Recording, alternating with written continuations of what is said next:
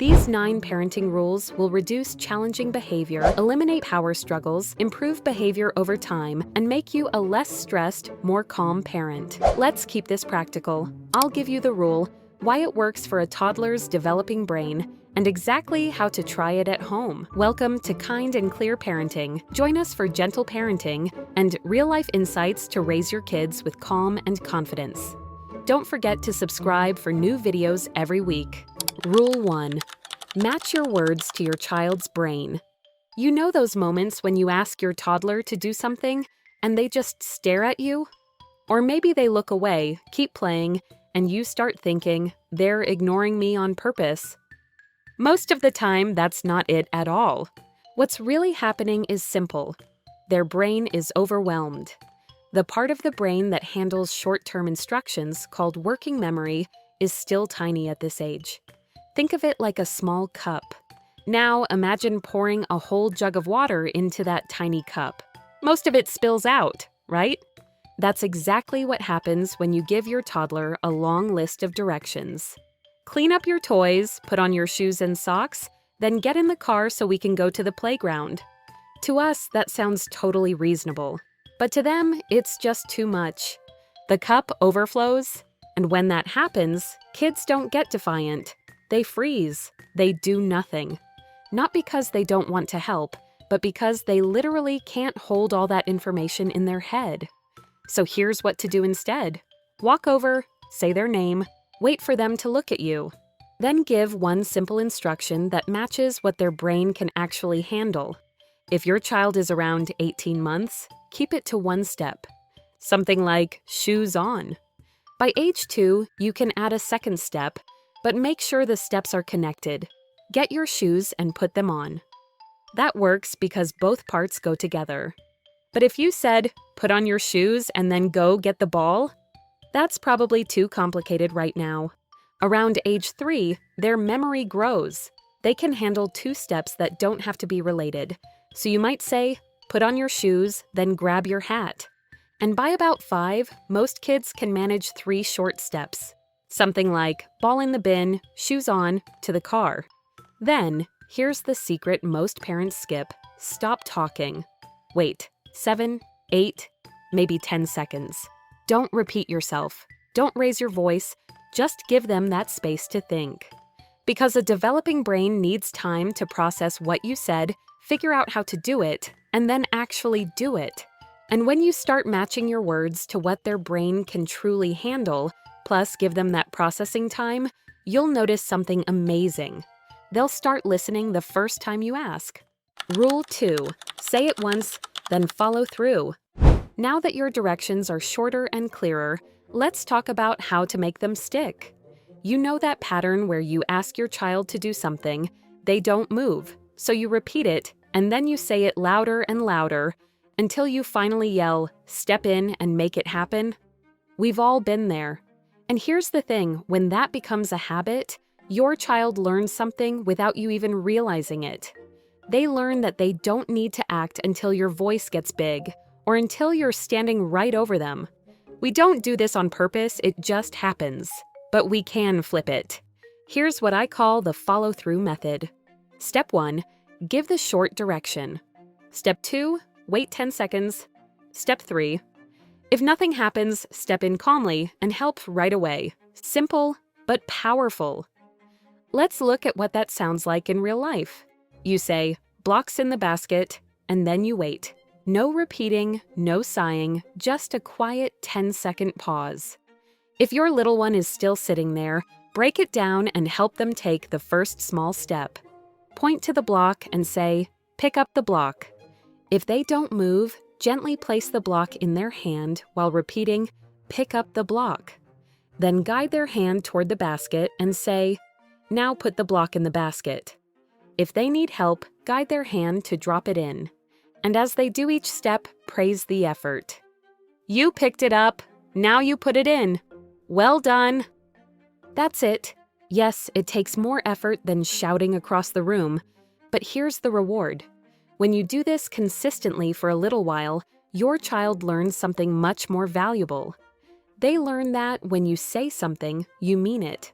So next time, when you give that same direction. Blocks in the basket, you'll start to notice they move within that 10-second window. Not because they're scared, not because you yelled, but because they've learned that you always follow through. Rule 3. Manage the environment, work with development, not against it. There are always a few things your toddler seems drawn to again and again. The remote, the plant, anything shiny or fragile. It can start to feel like they're testing you, but they're not. What's really happening is impulse control. And it's still under construction inside their little brain. When they see something interesting, their brain says, touch, long before it says stop. It's automatic, and that's why you can spend all day saying no, and still feel like nothing's changing. So here's the truth. You can fight that all day, or you can make life easier for everyone. If something is unsafe or precious, just move it. Put the remote in a drawer. Set the coffee cup on a high shelf. Pack away that breakable decoration for a few months. This isn't giving in. It's not lowering your standards. It's simply creating a space where your toddler can succeed without needing constant correction. As they grow, their brain matures. Impulse control develops. And that's when you can start bringing things back. Of course, you can't remove everything. Outlets, ovens, stairs. Those will still be there. And that's where the next rules come in. They'll show you how to use calm language and simple routines to keep your child safe, while they learn self-control. Rule 4. Tell them what to do, instead of only what to stop. Here's a quick but powerful shift. Every time you say, don't, you're actually giving your child a puzzle to solve. Think about it. When you say, don't touch the oven, their brain has to stop, figure out what you don't want them to do, and then guess what you do want instead. That's a lot for a young brain that's still learning impulse control. It's no wonder they get confused or freeze. So let's make it simple. Flip every don't into a clear do. Instead of don't touch the oven, say hands behind your back. Instead of stop jumping on the couch, say feet on the floor. And instead of no running, try walking feet. See the difference?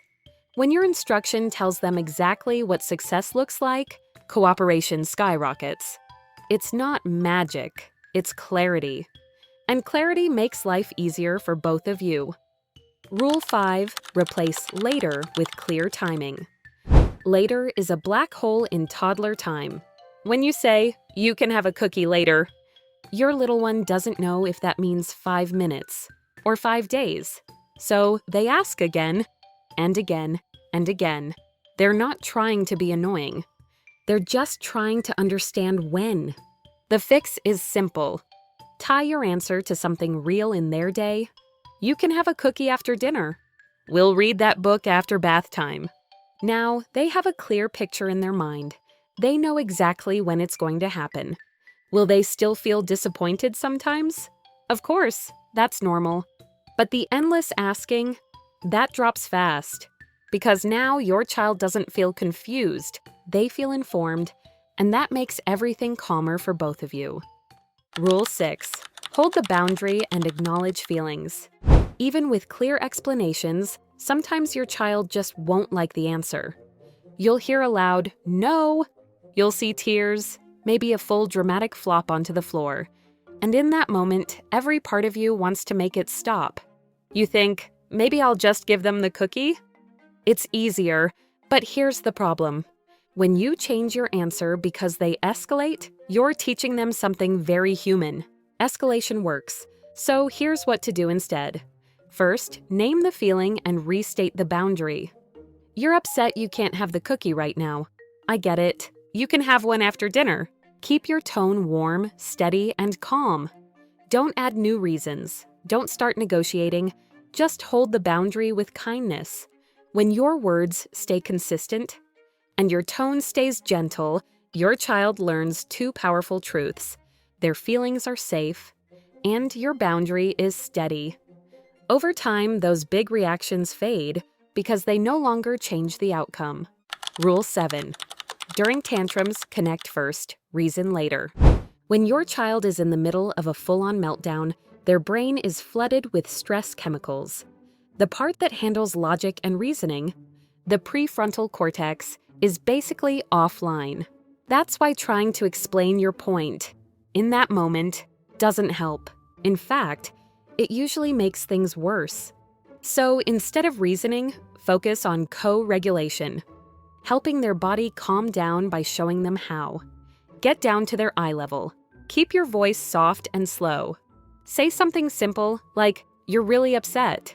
"I'm here." Then breathe, slowly, deeply. Let them see it, and their body will start to mirror yours.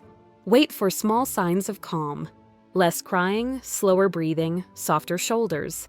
Only after the storm passes is when you can talk, not a lecture, just a short, gentle explanation. And maybe a plan for next time. That's when the teaching actually sticks, when their nervous system feels safe again. Rule 8. Teach the missing skill. Every tricky behavior is sending you a message. It's not defiance, it's a signal that there's a skill missing. And if you don't identify and teach that skill, the same behavior will keep showing up, even if you handled the tantrum perfectly. Here's a simple example. Your child throws food when they're finished eating. They're not being bad. They just don't know how to tell you, "I'm done." So here's how to teach it. Sit close near the end of the meal. Watch for those early signs. They start playing with their food, or they get a little silly. Right before the throw would normally happen, step in. Model the skill. Say, "Finished," and then gently help them hand you the plate or slide it toward you. When they do, praise it right away. "You said finished and gave me the plate." That's helpful. Then repeat this at every meal for a few days. Usually, you'll see the change quickly. They start handing you the plate on their own or saying, "Finished." The throwing stops, not because you punished it, but because now the skill exists. And this same idea works everywhere. How do I ask for a turn? What do I do when I'm frustrated? How do I clean up? If you take a moment to teach the replacement skill, you won't have to correct the behavior nearly as often. Rule 9, model what you want and repair when you mess up. Your child is watching everything. How you talk to the delivery driver, how you handle a spill, what you do when you're stressed. And that's not meant to be pressure. It's an opportunity. If you want kind words, use kind words. If you want calm hands, show calm hands. If you want please and thank you, say them to everyone --, not just to your child. And then, there are the human days. The days you snap, the days you lose your patience. That's not the end of the world. It's actually a chance to model repair. You might say, "I got really frustrated and yelled. I'm sorry, I should have taken 3 deep breaths instead. I'm going to try that now." And then you do it. Right there in front of them. Breathe in, breathe out. 3 times. In that moment, you're teaching something powerful. How to calm down, how to take responsibility, and how to make things right. Because your child doesn't need you to be perfect. They just need to see what it looks like, to recover and to try again. Putting it all together, a plan you can start today. Now that you know the 9 rules, let's turn them into something you can actually do this week. Here's a simple step-by-step plan. Step 1, shrink the instruction. Pick one daily routine, maybe getting out the door, bath time, or cleanup. Then rewrite your request so it's short and age-appropriate. For a toddler, give just 1 step. At age 2, 2 related steps. At age 3, 2 steps that don't have to be connected. And by age 5, 3 short steps are usually fine. Step 2, add the quiet pause. After you give the instruction, count to 10 in your head. If you feel tempted to repeat yourself, put a hand on your chest and breathe slowly. Remember, you're building a new habit too. Step 3, follow through once. If they're still stuck after 10 seconds, walk over and help calmly, step by step. Touch, guide, praise. No lectures, just support. Step 4, rephrase one don't. Pick one common phrase and flip it. Don't touch the oven becomes hands behind your back. Stop throwing turns into place it gently in the bin. And no running becomes walking feet. Step 5, replace later. Decide ahead of time how you'll anchor timing. After dinner. After bath. After pajamas. Then use that phrase consistently for 1 week. Step 6, protect the environment. Move one tempting or breakable item today. Put the remotes in a drawer, lift fragile frames out of reach. You're not giving in, you're setting everyone up for success. Step 7, practice the boundary script. When the answer is no or not yet, say, "You're upset you can't have it now." "I get it. You can have it after dinner." Then repeat it calmly. Same words, same tone. No new reasons, no negotiation. Step 8, plan for the next tantrum. Have your script ready. You're really upset. I'm here. Sit nearby, slow your breathing, wait. And when calm returns, keep the talk short and kind. Step 9, choose one skill to teach. Find a behavior that repeats and ask yourself, what skill is missing? Then teach that skill with modeling and practice for a few days. Praise every attempt. Step 10, model and repair. Pick one behavior you want to see more of and model it clearly today. And if you lose your cool, repair it right away. Short, sincere, done. That's how real learning happens, for them and for you.